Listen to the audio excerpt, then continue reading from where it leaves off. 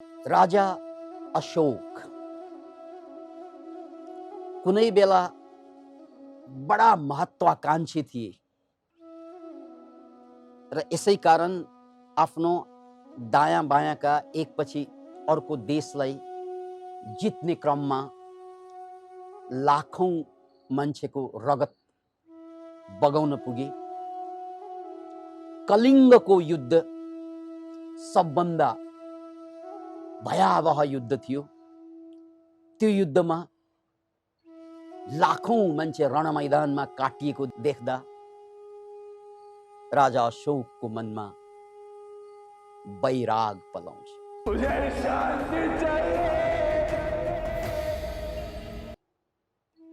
कहिलेकाहीँ घटनाले मान्छेलाई ट्रान्सफर्मेसन गर्दिन्छ, कहिलेकाहीँ साधनाले गर्छ, कहिलेकाहीँ घटनाले गर्दिन्छ। याद राख्नुहोस् यो कुरा, सबै मान्छेले साधना गर्दैनन्, तर साधना नगरेका मान्छेहरू पनि यस्ता घटना आउँछ जुन घटनाले ट्रान्सफर्मेसनमा लगिदिन्छ, रूपान्तरित गरिदिन्छ।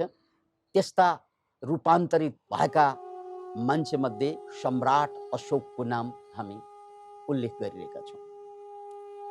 त्यसपछि आइन्दा अहिंसाको व्रत पालन गर्ने र अन्तरयात्रा गर्ने, यो बहिर्यात्राले बाहिरको देश जित्ने क्रममा धेरै मान्छे मारियो, आफ्नै पनि अरूको पनि, र यसबाट पलाएको वैरागले उनलाई आध्यात्मिक बनाइदियो र उनले बौद्ध धर्मलाई स्वीकार गरे र त्यसपछि उनी बौद्ध साधकको रूपमा रहे। राजा अशोक, त्यो उनको जीवनको रूपान्तरण थियो। जब उनी बौद्ध उपासक भए, बौद्ध साधक भए, थिए त अझै पनि राजा नै, दरबारमै थिए। साधना मात्रै चालू भयो, उपासना मात्रै चालू भयो। त्यही क्रममा जो जति भिक्षुकहरू भेट्टाउँछन्, ती सबै भिक्षुकहरूलाई राजा अशोक, अझ सम्राट अशोकले शिर निहुराएर घोप्टो परेर ढोग्ने गर्थे। बौद्ध परिपाटीमा ढोग्ने तरिका भनेको अगाडि भिक्षुक या बुद्ध पुरुष देखा पर्यो भने टाउको भुइँमा ढोग्ने हो, छोएर ढोगिँदैन। अनि दरबारमा जो कोही भिक्षुकहरू आगमन हुन्छन्, राजा अशोक घोप्टो परेर त्यसको अगाडि नतमस्तक हुन्थ्यो। यो देख्दा उनका दरबारमा रहेका मन्त्रीहरू, भारदारहरूलाई बडो अप्ठ्यारो लाग्यो। अब राजाले नै ढोगेपछि आफूले पनि ढोग्नु पर्यो। अनि मन्त्रीहरूलाई भने पटक्कै फिटिकै मन पर्दैन यो कुरा। तैपनि राजा नतमस्तक भएपछि उनीहरू पनि हुनु पर्यो। एक दिन एकजना मन्त्रीले बडो विनम्रतापूर्वक राजालाई निवेदन गरे, महाराज,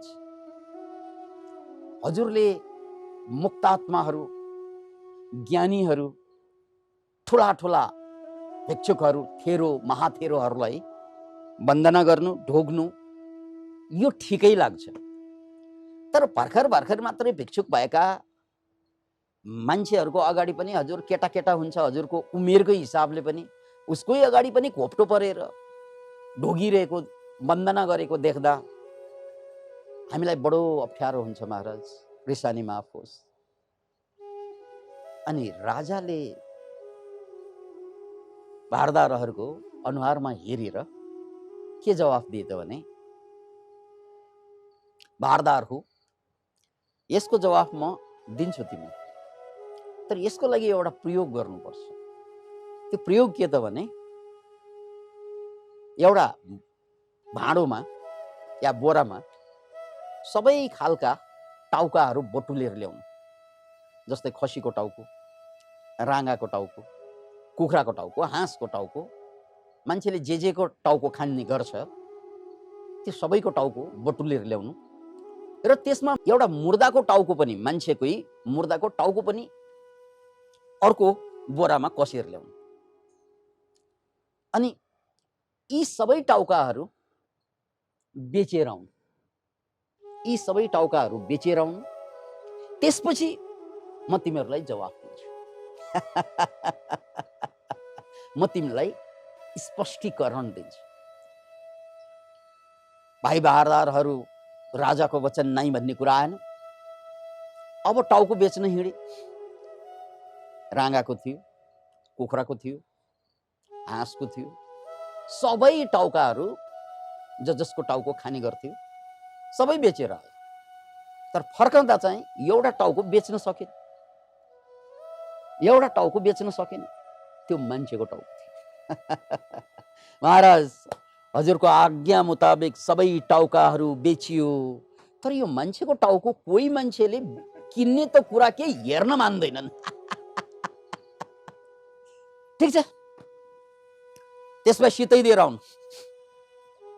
हवस् महाराज, टाउको चाहिन्छ, मान्छेको टाउको चाहिन्छ, सितै फर फ्री, सितै लिन पनि तयार भएनन्। भारदारहरू फेरि फर्के। महाराज, सितै पनि लिँदैनन् यो टाउको कसैले। त्यसकारण यसलाई सितै दिन सकेनौ महाराज, माफी चाहन्छु। महाराज आकाशतिर हेरेर हाँसे। भारदारहरू हो, जुन टाउको कुखुराको भन्दा कमजोर छ, कुखुराको किन्छन्। राँगाको भन्दा कमजोर छ, राँगाको किन्छन्। सबैको टाउको किन्छन् पैसा हालेर, मान्छेको टाउको पैसो धरि हाल्दैनन् मान्छेले। अझ सित्तै पनि लिँदैनन्। यस्तो थोत्रो छुत्रो टाउको लिएर, टाउको ठड्याएर अहंकारी भएर बाँच्नुको कुनै अर्थ छ?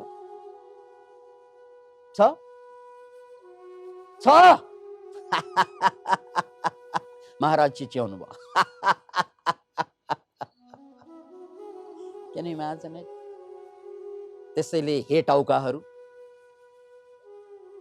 यसको कुनै मूल्य हुँदैन बजारमा गयो भने। बरु कुखुराको मूल्य हुन्छ, हाँसको मूल्य हुन्छ, तर मान्छेको टाउको मूल्य हुँदैन। यो कुरा प्रकारान्तरमा बौद्ध दर्शनलाई,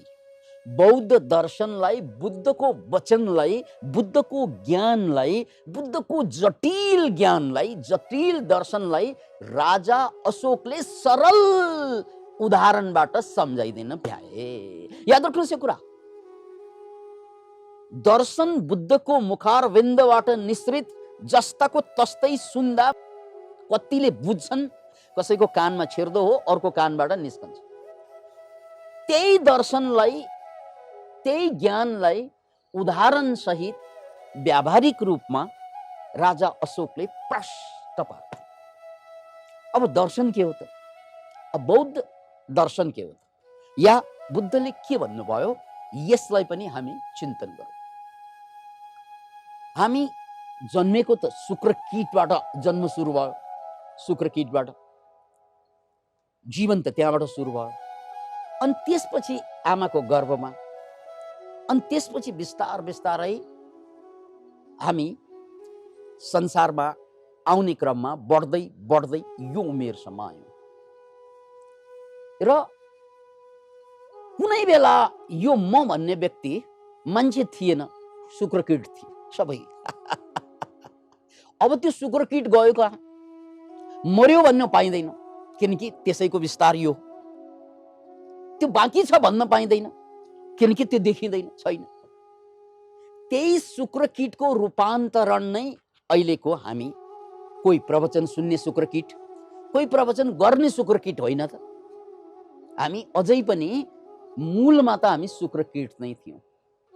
अनि यो शुक्रकीट हरेक मिनेटमा बदलिँदै, क्षणमा बदलिँदै यहाँसम्म पुगेको हो। र आजको मितिसम्ममा पनि हाम्रो शरीर बदल्न छोडेको छैन। शुक्रकीटबाट बदलिएर हामी यहाँ पुग्यौँ यो त बुझ्यौँ, तर यहाँ बदलाव रोकिएको छैन, किनकि मिनेट मिनेटमा अहिले पनि बदलिरहेका छौँ। अर्को सालमा हाम्रो अनुहार अर्कै हुन्छ, फेरि अर्को सालमा शरीर अर्कै हुन्छ। यो शरीर नमरेसम्म बदलिरहन्छ। तपाईले अहिलेको उमेरभन्दा 20 वर्ष पछाडिको उमेरलाई हेर्नुहोस् त, पुरा अनुहार चाउरो परिसकेको हुन्छ। 40 वर्ष अगाडिको उमेरलाई हेर्नुहोस्, अर्कै मान्छे। 40 वर्ष पछिको हेर्नुहोस्, अर्कै मान्छे, राइट? मर्न अगाडिको मान्छे अर्कै मान्छे। अरे कहाँनिर म भन्ने, यो शरीरको म भन्ने पहिचान कहाँनिर छ? शुक्रकीटमा होइन, बदलिसके। त्यसपछि क्रमशः बदलिँदै बदलिँदै बदलिँदै आजको मितिसम्म हामी आयौँ र अहिले पनि हाम्रो शरीर बदलिरहेको छ। त्यसकारण यहाँ म भन्ने कहाँ छ? कहाँ? दिलमा हात हालेर प्रश्न गर्नुहोस् त, यो म भन्ने को हो? को यो म भन्ने? किनकि यो म भन्ने घडी घडी बदलिरहेको छ। यसलाई प्रष्ट रूपमा बुझ्नको लागि तपाईहरुले घडी लाइरहनु भएको छ भने घडी एकचोटी हेर्नुस् त। कसैले घडी लाइरहनु भएको छ भने अचेल घडी लाउने चलन त गयो। घडी हेर्नुस् लाइरहनु भएकाहरुले, नभए घडी हेरेर एक्सपेरिमेन्ट गर्नुस्। यो बेला कति बज्यो, कति मिनेट गयो र कति सेकेन्ड गयो, ल भन्नुस् मलाई। यो समयमा तपाईको घडीमा कति बजेर कति मिनेट गएर कति सेकेन्ड गयो ट्वाक्क भन्नुस्, भन्ना साथ चाहिँ सेकेन्ड चेन्ज भइसक्यो। यो बेला 8 बजेर 56 मिनेट गयो, त्यो त देखियो, राइट? तर त्यहाँ सेकेन्ड चलाउने हो भने, अझ मिली सेकेन्ड चलाउने हो भने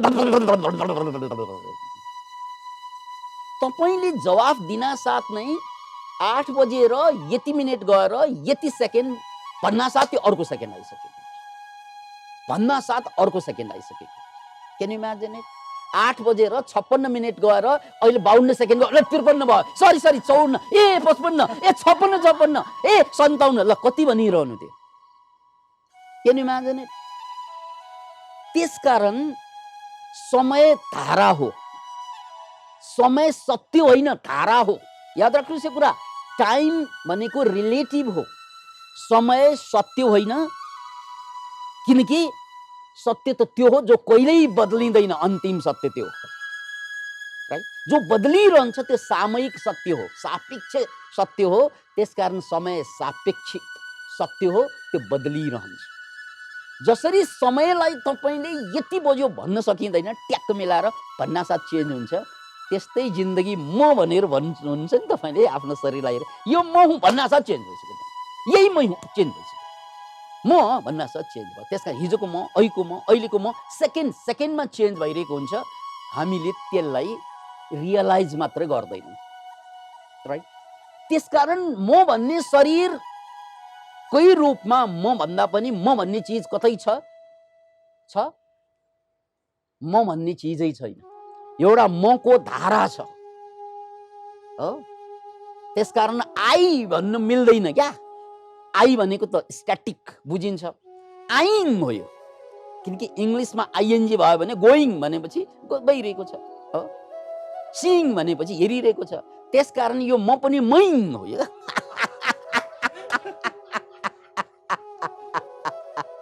यो शरीर चाहिँ, यो शरीर पनि शरीर भन्न मिल्दैन, शरीरिङ के हो रे? शरीरिङ हो यो। किनकि यो चेन्ज हुन्छ। भ्रम के भयो?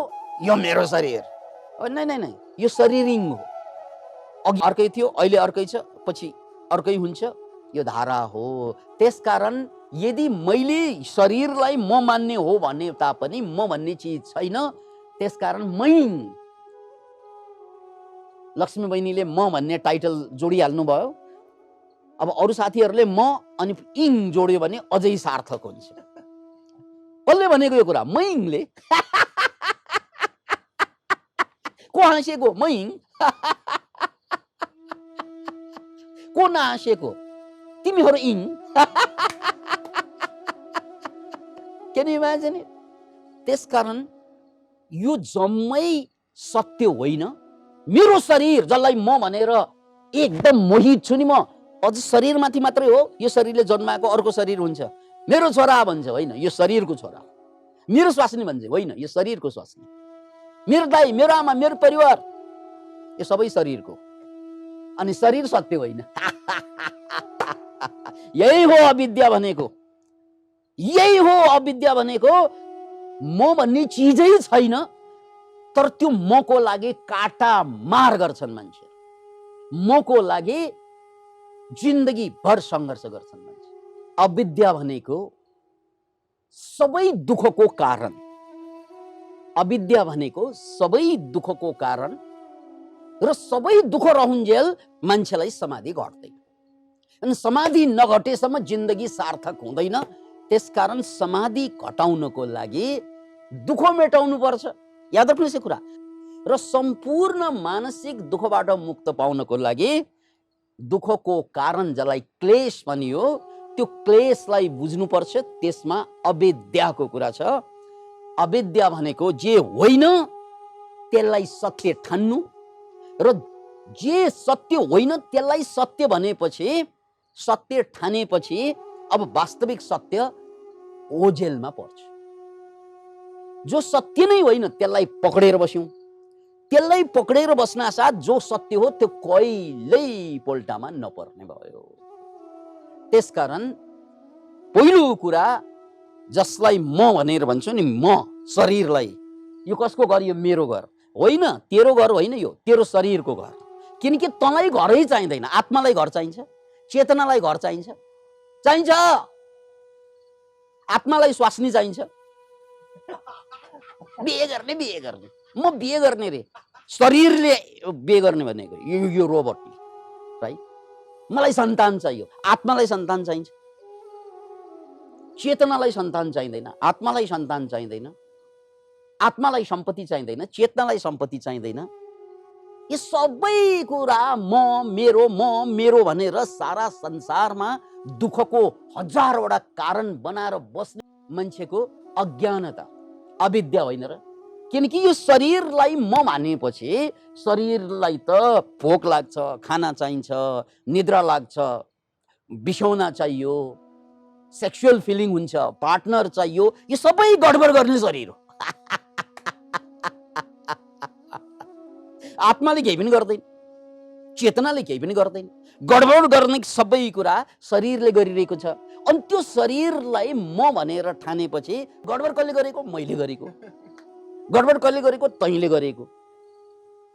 होइन, होइन।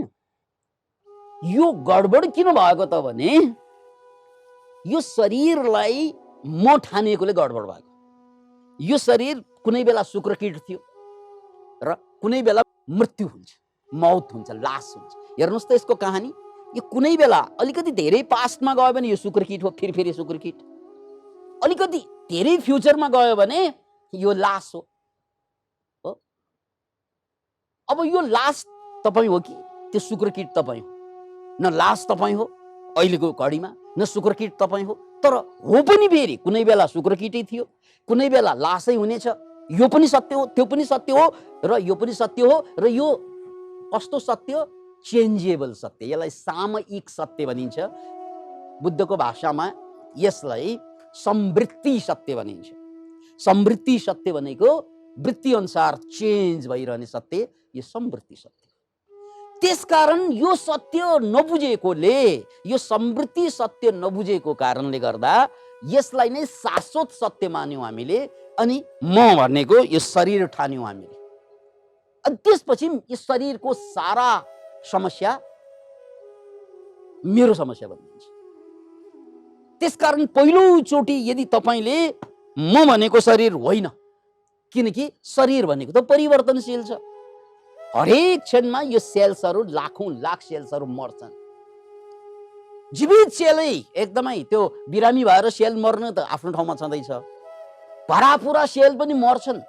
त्यसलाई एपोप्टोसिस भनिन्छ। एपोप्टोसिस भनेको जाना जानै मर्दिन्छन् सेल्सहरू। शरीर बढी सेल भयो भने जाना जानै मर्दिन्छन्। एक किसिमबाट सुसाइड हो त्यो सेल्सहरूले, कोषहरूले। अब रह्यो कुरा मेरो विचार, मेरो मन, मेरो बुद्धि, मेरो तर्क, यो मेरो बुद्धि, मेरो तर्क, मेरो विचार पनि म सानो छँदा, म फुच्चे छँदा जुन मेरो विचार थियो, मेरो जुन तर्क थियो, अहिले त त्यो छैन। अलिकति ठुलो भएपछि, तरुण भएपछि मेरो विचार अर्कै भयो। त्यसपछि अलिकति मैले जागिर सागिर खा व्यवसाय गरेँ, विचार फेरि फेरियो। अनि उमेर जब अधवैश्य भयो, फेरि विचार फेरियो, अर्कै भयो विचार। याद राख्नुहोस्, अधवैश्य पुगेपछि त अब त बाँच्नै मन लाग्दैन मलाई चाहिँ, वाक्क दिक्क लागिसक्यो, के का लागि बाँच्ने भन्छन् प्राय मान्छेले। 40 वर्ष आउँदा नआउँदै मान्छेहरूको चाहिँ बाँच्ने रहर मेटिसकेको हुन्छ, किनकि रोग बढिसकेको हुन्छ, राइट। मनभरि समस्या हुन्छ, बाँच्ने रहरै मेटिसकेको हुन्छ, अर्कै मान्छे आउँछ। अनि बुढेसकाल भएपछि झन् बढी अर्को विचार आउँछ, मर्ने बेला अर्को विचार आउँछ। जन्मिँदा मेरो विचार छँदै थिएन, बिस्तारै विचार जन्मियो। त्यो क्षण क्षणमा बदलिँदै आजको मितिसम्म आउँदा मेरो विचार अहिले पनि बदलिरहेको छ। त्यसकारण यो बदलिरहने विचार पनि म होइन। हेर्नुहोस् है, म तनमा छुइनँ, म मनमा छुइनँ, म कहाँ छु त? म तन र मनको बदलाव हेर्ने साक्षी मात्रै हुँ। किनकि शुक्रकीट छँदाखेरि पनि मेरो चेतना त्यहाँ थियो, राइट। र अहिले पनि मेरो चेतना छ। र मरेर शरीर छोड्दाखेरि पनि शरीर छुट्छ, चेतना बाँकी रहन्छ। त्यसकारण चेतना मात्रै म हुन्छु। यदि म शरीर होइन र शरीरसँग सम्बन्ध राख्ने मेरा छोरा छोरी, देश, के कुराहरू छन्, कोही पनि कुरा म होइन, किनकि यो शरीरको हो, अनि शरीर म होइन, अनि विचार पनि म होइन भनेर बुझ्यौँ भने हाम्रो अस्मिता समाप्त हुन्छ। म छँदै छुइनँ, म मात्र बोध हुँ, म मात्र चेतना हुँ, म मात्र होश हुँ। यो सारा शरीरको परिवर्तन हेर्ने चेतना र मनभित्रको परिवर्तनलाई हेरिरहने चेतना, त्यो मात्रै म हुँ। त्यो यो शरीर जन्मन अगाडि पनि थियो, यो शरीर गइसकेपछि पनि हुन्छ। बस त्यो चेतनालाई बुझ्यो भने त्यहाँ कुनै दुःख छैन, त्यहाँ कुनै पीडा छैन, किनकि चेतनालाई केही चिजको आवश्यकता छैन।